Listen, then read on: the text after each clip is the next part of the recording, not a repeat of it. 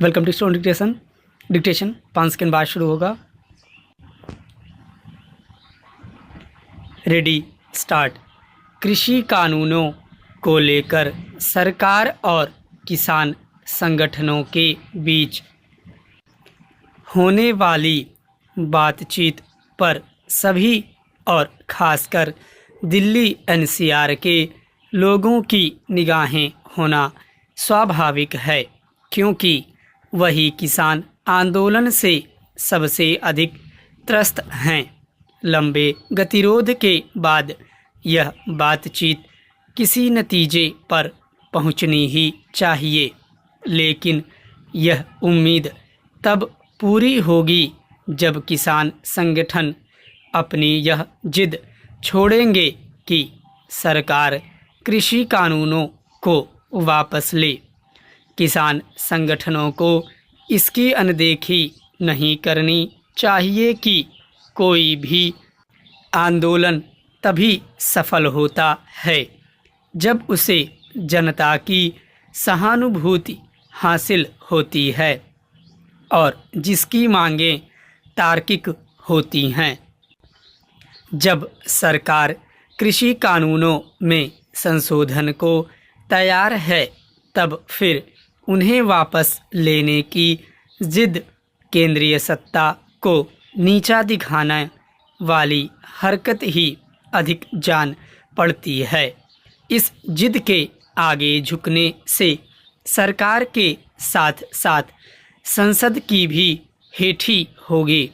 इसके अलावा संवैधानिक और लोकतांत्रिक परंपराओं की भी अवमानना होगी। निस्संदेह लोकतंत्र में जनता की भावनाओं का सम्मान होना चाहिए, लेकिन इस बहाने किसी समूह संगठन को मनमानी करने का अधिकार नहीं। देश में सैकड़ों किसान संगठन हैं और उनमें से तमाम कृषि कानूनों में कोई खामी नहीं देख रहे हैं। ऐसे में महज 40 किसान संगठनों का सड़क पर उतरकर यह दावा करने का कोई मतलब नहीं कि वे देश भर के किसानों का प्रतिनिधित्व करते हैं और उनकी मांग समस्त किसानों की चाहत है। कृषि कानूनों को वापस लेने की मांग इसलिए किसी भी सूरत में नहीं मानी जानी चाहिए, क्योंकि इससे एक किस्म की अराजकता को ही बल मिलेगा। कल को कोई अन्य समूह संगठन 10-20 हजार लोगों को दिल्ली लाकर इसी तरह किसी अन्य कानून को वापस लेने की जिद पकड़ सकता है। क्या किसान नेता यही चाहते हैं? यदि नहीं, तो फिर उन्हें सरकार के साथ बातचीत में सकारात्मक और तार्किक रवैया अपनाना चाहिए। यह ठीक नहीं कि वे यह कहकर आम किसानों को गुमराह करने में लगे हुए हैं कि न्यूनतम समर्थन मूल्य की व्यवस्था खत्म की जा रही है और अनुबंध खेती से किसान अपनी ज़मीनों से हाथ धो बैठेंगे। यह किसान आंदोलन किस तरह छल कपट के सहारे भी चल रहा है, इसका पता उन अंबानी अदानी के खिलाफ शरारत भरी अफवाहें फैलाने से चल रहा है, जो सीधे किसानों से अनाज खरीदते ही नहीं। पंजाब में जियो के मोबाइल टावरों पर हमले खुली अराजकता के अलावा और कुछ नहीं। इस तरह की घटनाएं किसान संगठनों को ही नहीं, आम किसानों को भी बदनाम करने वाली हैं। वास्तव में किसानों को अपने उन नेताओं से सावधान रहने की ज़रूरत है जो उनकी आड़ लेकर उनके हितों ही नहीं, उनकी छवि से भी खेल रहे हैं। ब्रिटेन से फैले कोरोना विषाणु के नए रूप ने एक बार फिर दुनिया के समक्ष महामारी के और गंभीर रूप में लौटने का खतरा पैदा कर दिया है। ब्रिटेन से भारत पहुँचे कुछ लोगों में इस विषाणु के नए रूप की मौजूदगी की पुष्टि होने के बाद यह अंदाज़ा लगा पाना मुश्किल है कि भारत में कितने लोग इसकी चपेट में आए होंगे। पिछले एक महीने में करीब 33,000 लोग ब्रिटेन से भारत आए हैं और कर्नाटक, तमिलनाडु, आंध्र प्रदेश, तेलंगाना, पश्चिम बंगाल, दिल्ली, चंडीगढ़ सहित कई शहरों में पहुँचे हैं। संकट ज़्यादा गंभीर इसलिए हो गया है कि इस दौरान इनकी कोई जांच नहीं हुई। कोरोना विषाणु का नया रूप सामने आने की सूचना मिलते ही सरकार ने ब्रिटेन से भारत आने वाली सभी उड़ानों पर रोक लगा दी है।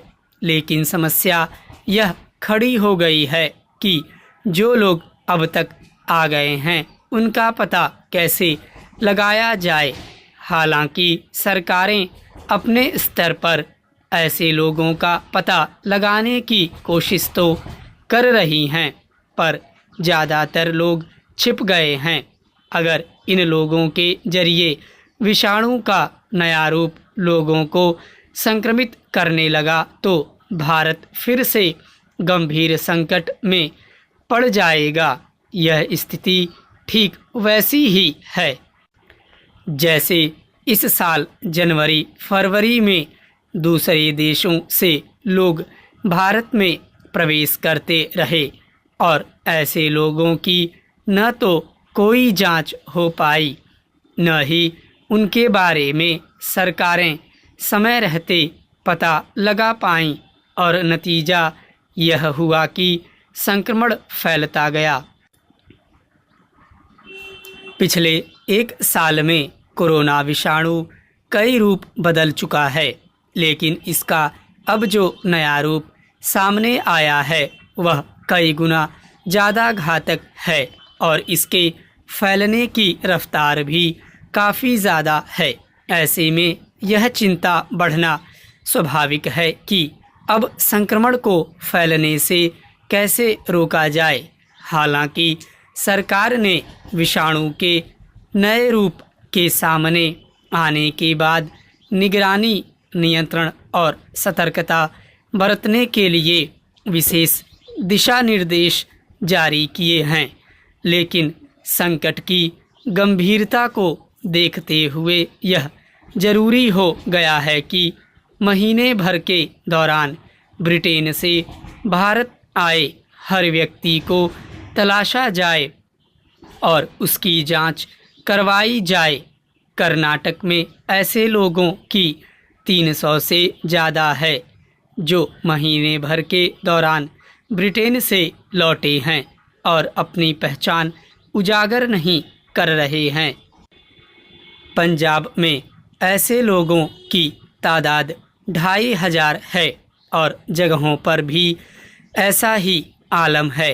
अगर ऐसे लोगों की पहचान नहीं हुई तो विषाणु के नए रूप से फैलने वाले संक्रमण का पता ही नहीं चल पाएगा। स्थिति चिंताजनक इसलिए है कि विषाणु का यह नया रूप बहुत ही कम समय में यूरोप के करीब 10 देशों में पहुंच चुका है। दक्षिण कोरिया और जापान जैसे देशों तक में इसके मामले मिले हैं।